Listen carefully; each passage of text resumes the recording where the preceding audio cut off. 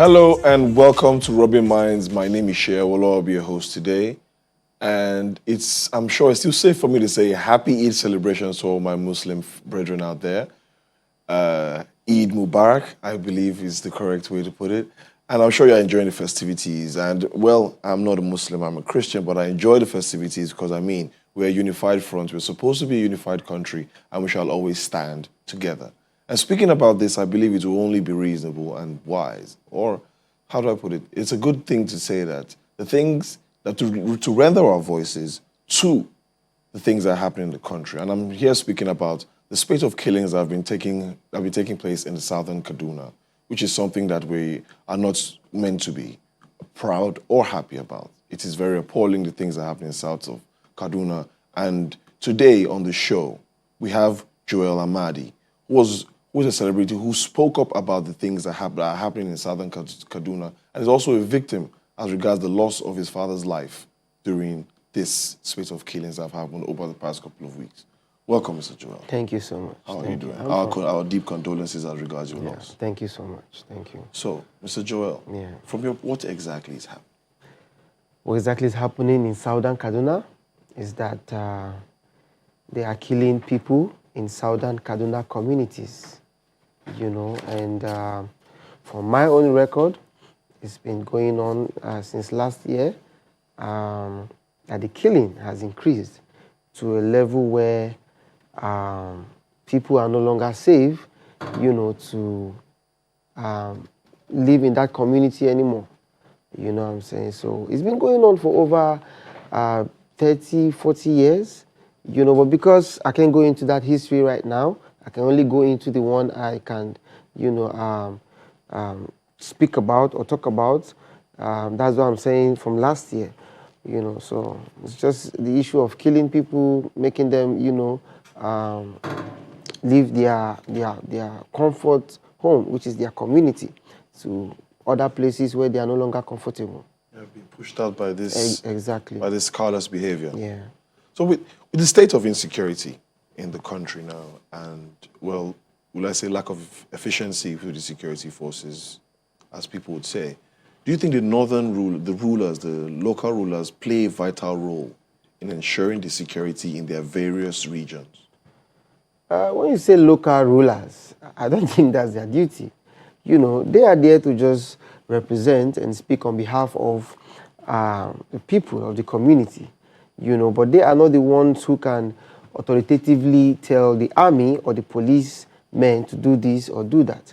We have a governor. That's why we have a governor who is the chief of staff, and of course, it's expected of him, as the executive governor of the state, to ensure maximum effective security on ground, to protect the lives of every indigent or every life in Kaduna State. Okay. So I think it's particularly directed to the governor of Kaduna State. Okay, so this thing has been going on for years, like you stated, for decades. It has. Yes, it and has. It's as if it's only when there's a peak in this thing that we hear about it. Yeah. You see, it's so sad that I received a call from one of my cousins in our community, and he said the deputy governor and one of the commissioners visited my community where the incident happened about 2 days ago, and they said people are trying to just exaggerate or trying to escalate the whole situation. That is not as bad as it seems. It's even worse. It's worse. So I was surprised to hear that from my cousin. If that was actually what the deputy governor said. The way the killings, are going is getting to the point where there might be no single soul left in the southern community of Kaduna State anymore. And I hope with time the adequate or necessary or the needful action would be taken to just make sure these people are able to stay back home and claim their lands their back. normal lives Exactly. all over again. Yeah. Hopefully they do. Yeah. But do you think in the wake of this insecurity, you think this insecurity is a function of disconnect? Like, how do I put this, disconnect between the region and the federal government. Do you think that could be part of the reasons why this is happening? The federal government or state government of Kaduna State, I would admit, so far so good. They've taken actions that we saw. Actions like sending troops of army to go to these communities, station them for weeks, days or weeks. But it's so, there's something I'm not understanding. How come these killers, or these Fulani henchmen, are so accurate on or about or as to when these soldiers are no longer, on ground or in those forests to protect these lives? How come they attack after these soldiers, or rather soldiers must have left? Because I was told that it was 2 days after these soldiers left that they attacked. So who is giving them this information? What is the leakage going on, in or between, our military and then these attackers, or these killers or these bandits? They have different names. To a certain degree, it's almost as if there might be I think there's an insider or there's an informant. I don't know who. Maybe from the village, maybe among the soldiers, maybe from even the government. I don't know. But I'm just saying, definitely someone is feeding these people with information. Don't you think it would be good if there was a collaboration between probably the indigenes or people within the southern communities and security officials? Yes, I think that move has been done or made several times. But we're not getting any positive result, And then what we are just what is happening right now is there's a dispute, These people that are killing are trying to say, give us your land. And then the southern Kaduna are saying, this is our land. This was where we were born. This was where, they gave birth to us. This is where we farm. This is where we feed from, we survive from. So if we are to leave this land, where are we to go to? So why don't we create an avenue for peace or dialogue where, okay, we can give you guys part of the land. But the way it is right now, this is not an issue of, give us part of your land. This is an issue of you guys should just leave southern Kaduna for us and then let's take over. So this problem in southern Kaduna and some other communities around Kaduna is something that's been recurring over time. I mean, how can we understand, or better still, can you help us understand this problem? And probably maybe from there we can be able to find a solution. I watched a couple of interviews.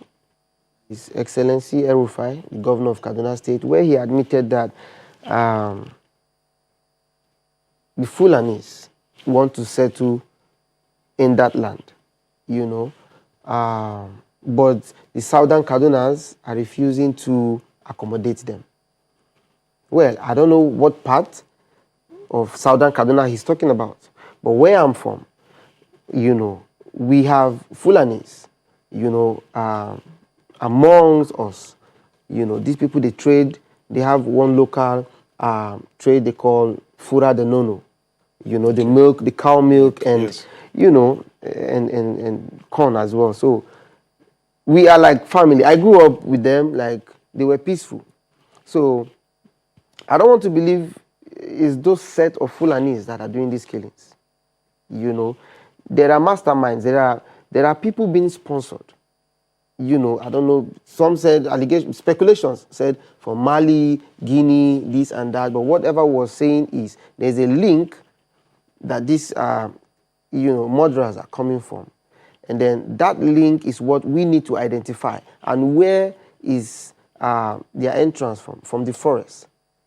So I'm wondering if this forest is so difficult that these people cannot be traced and then fished out, and then they still live in that forest, and then the government hasn't done anything about it. Well, valid point stated there, Joel. Yeah. Thank you. And now joining us, we have Bivan Magoni on Skype. Welcome, Bivan. Thank you. Good day to you. Yeah. So, Bivan, as we all know, corruption, almost everything is almost linked to corruption one way or the other. Quick question to you. This problem corruption, do you think it has allowed the problem of insecurity fester the more? Do you think that's the reason why it has become rather harsh these days? Well, does this have anything to do with corruption in the first place? Like, if you're talking about corruption, now, I listened to the question you asked him about how long has this been going on. I will take a memory lane back to 1897 to 1902 during the Quassel raids, where the British said just 1,000 people from Atiap land were killed when the Atiap land was invaded. If in 1897 to 1902 they said just 1,000 people, you can imagine the level of havoc that has been wreaked on our people. Then in 1903, the British finally invaded the Atiap land, and there was no struggle. The Atiap people submitted themselves to the British. Now, in 1910, the people of Atiap and Jew land actually they revolted because of the policy of taxation that's been imposed on them. And then in 1942, the Jew people revolted. In 1946, just shortly after the Second World War, the Atiap people and the Jew people again, they revolted. In 1956, there was another crisis, but that didn't lead to bloodbath. Now, from then till I think 1987, 1988, there was another crisis before the Zamkat of 1992 crisis. Now, if you are linking this to corruption in the sense that justice has not really been meted out on the people who are carrying out these attacks in southern Kaduna, yes, I agree with you in that aspect. But this, I don't really think it has anything to do with corruption. It has to do with the fact that when something like this happens, you hear the government say, we're setting up a committee to look into this. We're setting this up. We're doing this. And in the long run, no one is being arrested. No one is being persecuted. Now, we are the victims, but they make it look like our people are the aggressors. Are these attacks, are they happening in Atiap land, or where are they happening? Now, as I'm talking to you, I watched your TV some days back, and then I saw pictures of people who were arrested in southern Kaduna. I will categorically tell you that those people arrested are not other people, but the people that came out to defend themselves. By the mere looking at them and what they put on, those are southern Kaduna youth. So after every attack, it is our people that they end up arresting. And that's the problem. Now, that's where the corruption comes in. What happens to, I had a conversation with Stephen Kefas, and he said they were looking for him, and they went over to Port Harcourt. And they were able to trace him down there, and then they arrested him. And then they locked him for 162 days. Then why is it so difficult that not even a single person amongst these people has been arrested? No one has said that. We're yet to hear any story. We're yet to hear anything about that. So that is where the corruption comes in, where there's no justice. If that is tied to corruption, then that's where corruption has really eaten deep, and we need justice and in the long run. That's all we need. If people have been arrested and then taken to court, and then justice is served, and the people of Southern Kaduna see, look, these are the people that carried out the attacks in Southern Kaduna, and they've been arrested, and something is done, then we'll be here. At least we'll feel okay. But worst of all, the government is even taking sides already. There's no banditry. Southern Kaduna is a very peaceful zone. If we go there midnight, you can move anywhere to any part of Southern Kaduna. We don't have banditry. We don't have bandits. Who said so?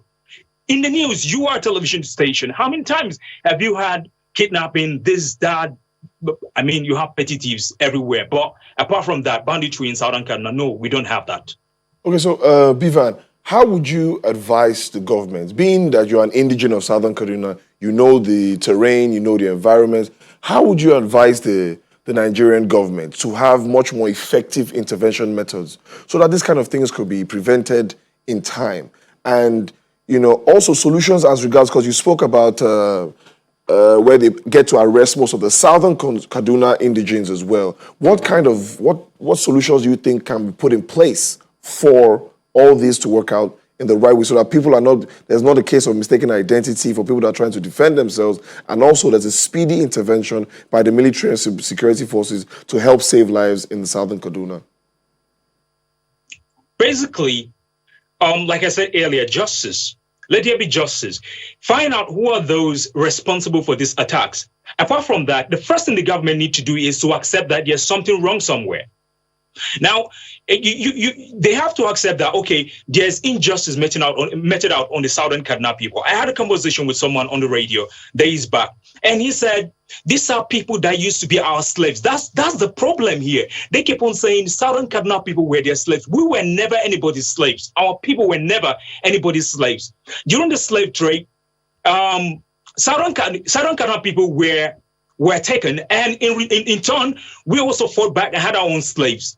Now, I had a conversation with the Sokapo PRO, and he said to me, he was able to trace back his roots and then found out that some members of his family were not actually from Atiap land. They were actually slaves that were brought in. But our people accumulated these people. How do I put it? Yes, they accepted these people and made them part of assimilated these people and made them a part of us.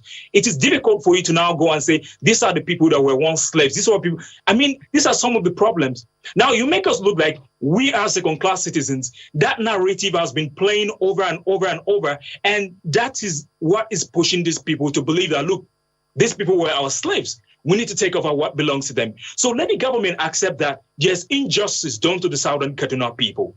If they accept that, and then they start finding out who are those people that carried out the attacks. Now, imagine the Sharia crisis of 2000. Did you ever hear that anyone was arrested and then prosecuted?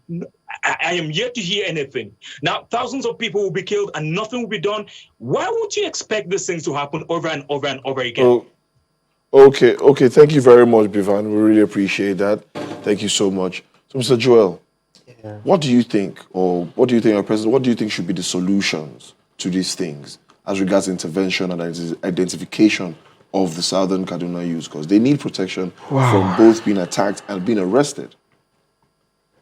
The first step to take to stop this killing is to stop going against, a particular community, or stop making it look like you're being one-sided, either as a governor or as a ruler, or as a head. Stop making it look like you're being one-sided. Now, our governor in Kaduna State, El-Rufai, said last year, he paid some of these bandits. I think that was the word he used, or Fulani henchmen. But he's on YouTube, on Channels TV interview where he said he admitted that he paid them money to stop the killings. For me, I feel like these people have just been reinvested. Like, you are just giving them money, to reinvest into the business that they are doing. They might come out and say, I have repented, and then go behind the scene and use that huge sum of amount to invest in the younger ones who are coming up. I mean, I have a video on my phone where a kid of about 5 years old, cocked a gun, and shot that gun. That was an AK-47. A kid of 5 years old. So imagine when that kid gets to 10, what he will be doing, with lives. So I think the government has a lot to play. We are still looking up to them. We are still, This is not about the political issue. It's about the government that is doing the right thing. You understand? Do the right thing. Not just coming out to make speeches and say, oh, we have ensured to send security. But instead, they actually You understand? Let the have actions. to do. Don't remove those soldiers. Like I said earlier. Now, it was 2 days after you asked these soldier troops to leave the village, the community that they attacked. So why did they leave? Where did they leave to? To the barracks? Or where did they leave to? So we need to make sure that you're not just, we're tired of spoken words. We need actions. We need to be sure these people are not more than the Nigerian army. Thank you very much, Mr. Thank you very much, Joel. Thank you. And yet again, we sympathize with you. Our deep condolences as regards your loss of your dad. We hopefully this message will get to the right minds and the right ears and executives that will be able to implement the right laws that will prevent people from suffering your loss all over again. And our heart goes out to everyone out in Southern Kaduna that has lost people, their lives, their property, and everything. We deeply we sympathize with every single one of you and hope that everything will be rectified as time goes on. Thank you very much, and you do hold on, stay tuned, and we'll be back right after this break. Robin Minds. We represent. What else?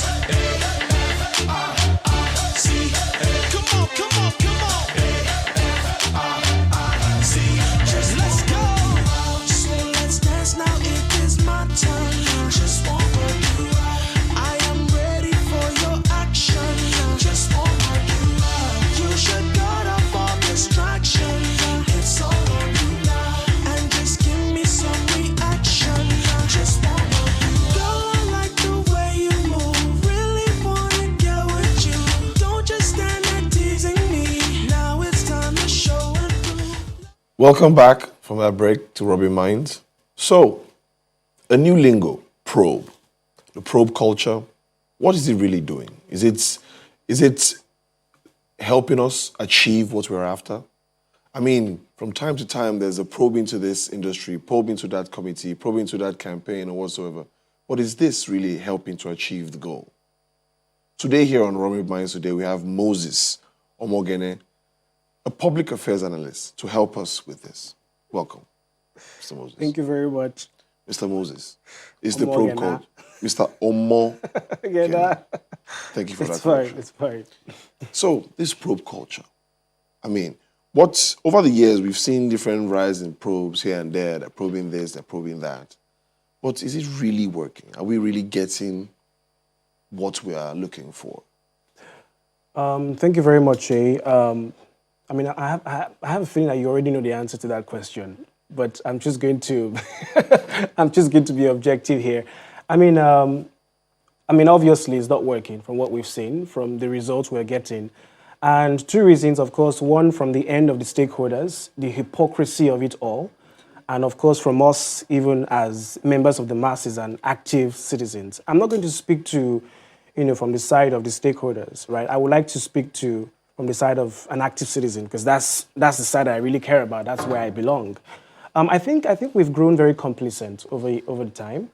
And that's because there has been a systematic structure by the stakeholders and those we call democratic leaders to hold us and put us in an oppressed, platform or strata. Now, it is not left to us to say, do we want to remain here to suffer and smile, or we want to actually have an effective revolution in the real sense of it?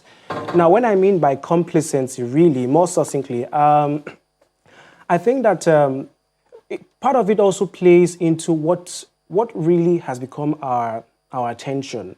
What really has become a priority for us as young people. And particularly want to speak to young people and young professionals in this regard, because when you take a survey of what the young people really care about, in Nigerian polity, it's very hard to see an average young Nigerian who genuinely cares about national affairs and policy issues.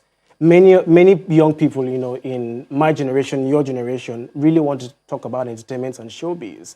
The Bentley that Davido is driving, the boxers that Wizkid is wearing, as opposed to having genuine attention and involvement in issues that truly matter, that affect us and our future. So I think, and of course, approach as well. Speaking about probe, let's talk about the recent big probe, the NCDC probe, for example. Okay. We saw the Academy Award-winning Faint, on TV. And now, that same evening, there was a myriad of, caricature and cartoons and comedy skits taken out of that. Fine, political satire, we can call that.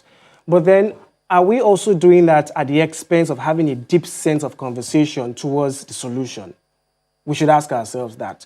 When the West say that Africans or Nigerians are the happiest people on the planet, it wasn't a compliment. It was a shady comment it was their own shady way of telling us that we suffer and smile at the expense of actually getting to the roots of our problems. And we have a sheepish attitude towards our oppressors. That was really the rationale behind that comment. And I think the media has a role to play as well. And I say that with every ounce of sincerity and indictment as well, and guilt, because I'm a journalist as well. Okay. But I'm not going to say that because I feel indicted or I feel guilty, I should sweep the truth under the carpet, because the guilt I feel should move me to making amends and into doing the right thing. So when I talk about the role of the media needs to do a lot of follow-up. For example, speaking about NCDC, speaking about Rita, the lady who was gunned down by two Happy Trigger policemen, Osasu was brutally raped in a church, and what have you. The media has successfully told us this is what's going on. They've created awareness on it. But should it end there? Nobody is talking about, Mr. Ponday's, what has happened to him. So he has fainted, and he was allowed to go and, get medical treatment. But then why are we not asking when was he scheduled to come back and answer those questions and be held accountable? Now nobody's talking about it, it's gone. So you're saying that the media now are supposed to go in headstrong and follow up to the very end. Yes, we should You have a need to follow-up. make sure that the I's are dotted and the T's are crossed. Exactly. We should have a follow-up strategy. What has happened to Rita, for example? What has happened to the policeman that shot her? Nothing again. Are we out talking there. about? We're not talking about it anymore. Has the family found justice for her death? No, it's gone. Like my layman would say, it has entered voicemail. Oh wow. So yes, I think that we need to start asking ourselves those questions. And this is the only country, or perhaps one of the tyrannical country that I know that where a peaceful revolution is being seen or perceived or described by the government as a treasonable offense, right? I want to take us back to 2 years or 3 years ago when, Two-Face, for example, was going to lead, a peaceful revolution in this country.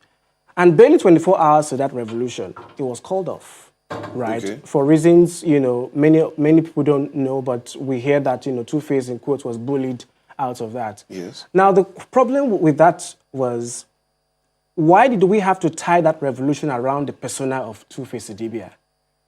Apart from the fact that the government might have sent some threats to him and all that and bullied him out of the way, it's possible that he would have fallen sick, a day to that revolution and been taken to the emergency unit. Or his ancestors might have called him that night. Does that mean that we would not have to carry out the right thing to be done to prove for a change? We also need to ask ourselves, what does a revolution mean in this country? So you're trying to say the revolution also begins with us. Exactly. It begins with every us. individual. It begins with us. The revolution in the US, for example, about, the emancipation of black people, fighting for black rights and what have you. It wasn't tied to Martin Luther King. It wasn't tied to John Lewis, right? They spearheaded it. But Martin Luther King is dead, John Lewis is dead, but people are still on the streets asking for a change, asking for policy issues, and create a framework exactly for their future. Sorry to cut you off there. Our Skype guest is here, Mr. Okweyemi Oke, the social commentator. He's joining us on Skype right now. Welcome, Mr. Okweyemi Oke. Can you hear us, please? Thank you, Sheyi, for having me. Thank you. Fantastic. It was fantastic having you here. So, Mr. Okweyemi, at the beginning of the show, I asked Mr. Moses what he thought what the real problem was as regards this probe culture, because everybody just saying they want to probe into this, they want to probe into that. And coming from where Mr. Moses left off, he also mentioned something that the press are not doing enough to showcase what is really happening, even after these probes have been showcased. Like, as he said, the award-winning actor, as he fainted the other time, and wow, he got an award on social media. But is that all? Is that enough? What is happening? So I'd like to get your own take on this, please. Yeah, thank you very much, Sheyi. I think Moses made some very important and cogent points over there about the press. I think generally as a people, we lack the follow-up culture. We get distracted very easily. Our young people are channeling their energy into something that doesn't really matter when we're supposed to actually, be holding our government accountable for whatever promises that they have made to us and what they should have done. So we were talking about justice for this, justice for that. Moses has said, I don't want to reiterate, but I think that we need to actually start putting our systems in place. And I think we live in a country where, I think there's so much impunity. And sometimes when some cases come up, you will hear that maybe something has happened at the back, and maybe some powers that be are behind those cases, and before you know it, they die off. So I think as a country, the young people, we need to take it off the social media. We need to take it off the Twitter conversation and start following up and start asking very important questions, as follow-up to probes. So probes they're not solving the problem. Obviously, they're not solving the problem. We've seen series of probes, in recent times. We've seen that of Akpabio. We've seen that of NSCDC. We've seen that of Keyamo. We've seen several cases in recent weeks. And of course, there is no follow-up. And in the next coming weeks, we are definitely going to forget about them and nobody's going to say anything about them anymore. So we need to start, as young people, civil society organizations and concerned Nigerians, we need to start asking very deliberate questions and start following up on issues until we see it to the end. I think that is going to help us a lot. Another question real quick.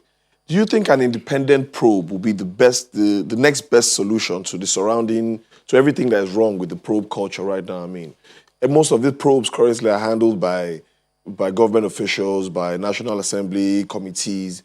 Would you agree, or do you think that we should have an independent from the government, an independent probe panel to go into these various things that are happening around?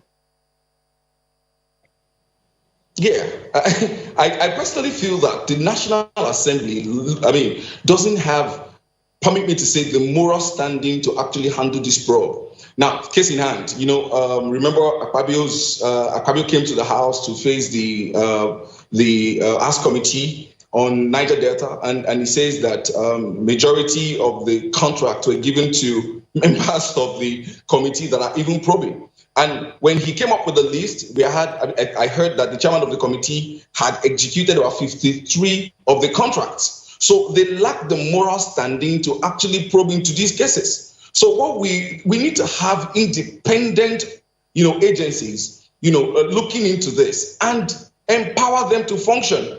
Now, because one of the challenge I think we have today is that institutions that are supposed to be tackling, financial issues and investigating into financial mismanagement, money laundering and stuff. I mean, institutions like EFCC, ICPC, we even see them they're already compromised. So what we are saying is that we need to actually have an independent body, yes, probing these issues, looking into these issues, investigating these matters. But of course, we must also empower them to function maximally and make sure that we put proper system in place to look at the mess Magu got himself into. So those are whether we are talking about the House Committee or the National Assembly probing the issue, or we're setting up an independent agency, I think this factor called corruption just still has a way of, bringing its head in, and we miss it along the way. That's what I feel. So but of course, statutorily, I personally believe that the National Assembly lacks the moral standing and the uprightness to be able to probe into some of these matters, because if you look into the matter, they are actually the corporates. They are actually the ones behind the issues. And before you know it, we hear nothing about them anymore. Thank you very much, Okpe. And coming back to you, Mr. Moses, it seems like you have a lot to say as regards this. Please. Well, so when you talk about having an independent body to probe, first of all, maybe I should even ask, what does independence truly mean? In what context are we defining an institution or a parastatal of being truly independent and autonomous, right? I don't think that creating independent talk shops is going to solve anything, because the government will always have the power. This is the executive arm of the polity here. Right. However, coming from corporate stakeholders, from public stakeholders and what have you, the government is still going to find a way to regulate this independence, in quotes. Is the FCC not independent? On paper, it is. But Okpeyemi has, just told us, that it has been compromised. So I think it boils down to holding these bodies, however, coming from the government or from the public sector or the private sector. I think it boils down to accountability, holding them accountable, and demanding some certain level of transparency in what they do, in their probe structure, in what is next, in the individual. And our judicial arm of government needs to stop being a toothless bulldog, basically. Because that's really the third estate of the realm that really holds these people that, the true sense of checks and balances, basically. I was about to say that. So they need to stop being a toothless bulldog, because they are the ones. The truth is, a government will always want to be self-serving in a way, will always want to come off as selfish, will always want to step on toes as carries his job. But then that's where the judiciary comes to play and says, you know what, you're way out of line. You should not do this from a selfish point of view, but from the point of view of the masses, because you're democratic in the real sense of it. So I think it really boils down to holding accountable. And of course, the media, it is now left for the media to say, hey, Oga George, you are not judging right, sir. You are not holding this governor to accountability. You are not. This trial is not objective. open it up to the cameras. Let's see what's going on. Let's have another O.J. Simpson, process, and let the whole world see what's going on. So, are you saying, is it that you think the media are not doing it right? They're not weaponizing what they have properly to go after these issues? Yes. Because, the media, and now there's also social media. I think those are two things. Social media and media. Potato. There's really blurred line these days. Media, social media. Social media has become a tool of the media, right? I'm guessing the part of this is going to air on YouTube or other social media platforms. Mm-hmm. Yeah. So that's what basically the media it's doing enough, but more has to be done. There's a lot that still needs to be done, basically. And part of it is basically just having more proactive steps. Holding these people accountable, holding when they say that the media is the fourth estate of the realm, it means that we're holding every three, legislature, executive, and judiciary, holding all three of them accountable. And it seems like, we can hold, the only space the media right now is holding accountable is the masses. The media seems to be, powerless and holding the executive arm of government accountable. The judicial arm of government doesn't even have power on its own anymore, because we've seen cases where when a court case is going on, SSS goes into the courtroom and drags somebody out as like a criminal. We've seen that happen. Sorry. I mean... Speaking about this online thing, because, most of those things were still shown online. On camera, yeah. On camera and online as well. I think, Okwayemi, are still with us. You don't mind. I want to find out something. Yes, I think people are getting tired. People are getting tired of talking online, and nothing happens offline. How do you think we should ensure that what is being said and actions reflect in how we handle these probes? Yeah, thank you. I personally feel that yes, the online is generating, some buzz. And of course, we have the internet penetration in Nigeria is getting, high. So we have a lot of people online, a lot of young people online. So we need to take it further by bringing it offline. And that's why I think that the civil society organizations have a lot of work to do, and grassroots organizations have a lot of work to do. So it is high time we started, like Moses has been clamoring, I've been saying since, we need to start holding these people accountable. So when we hear of a case that is trending online, where we hear of the NDDC, I expect that the civil society organizations working in that area would have followed up, would have asked questions, and let's start holding these guys accountable. I have a lawyer friend that will just head to court and sue NDDC. That's just what the space is too lonely for him to do. But if we have more civil society organizations, more concerned Nigerians, and if we have more of our young people channeling their energy in the right direction to actually hold, their leaders or wherever it is that they have elected into places more accountable, I think we're going to get better results, and we're going to be able to replicate what we are having, the drive we are having online, offline. I think that's going to do a lot of work. So we need to there's a lot more. Hello, Kwame. Can you hear me? And networks and grassroots organizations need to do a lot more, at partnering with the locals. And from there, we can take it to the state and then to the federal. I think that's going to go a long way, And of course, sadly, Moses is talking about media. Journalists are afraid to write. They are afraid to talk because they are being gagged. Any small thing that you put out there, you're threatened. Okay, hello? Okay, I think the network is acting up a bit. Sorry about that. But back to you, Mr. Moses. Okwayemi raised very interesting point, but I just really want to say this, that going from online to offline, talking about holding our leaders accountable. Yeah. Then again, it goes back to definition. What does that truly mean for us? Yeah. I think first of all we need to agree on what the framework is. Yeah. What the framework is. Is it going to be having a protest? Sorry. Okay. Do you want to go on? Okay. Yes, please. So what exactly does that mean by going online to offline? Are we just going to be on the street protesting and screaming, we shall overcome, we shall overcome? Or it means all of us going with one unified voice to the gates and offices of these stakeholders, political and public office holders, and demanding, an effective policy change of policy issues and law enforcement agents and the judiciary being enforcing those change in policies. Look what's going on with Black Lives Matter, for example. It has been effective for the past couple of weeks. Why? Because people are marching to the gates of Congress. They're marching to the gates of the Senate houses, marching to the houses of their mayors and their senators, and they're asking for change in policies and holding, agents, law enforcement agents, judiciary, and all stakeholders accountable to enforce this change. So I really think we need to, and I think we need to be unified as young people. Shay, forgive me for throwing this at you, but if there was a protest tomorrow that says everybody should come out at Tedu Osho and let's march to government office, are you going to come out?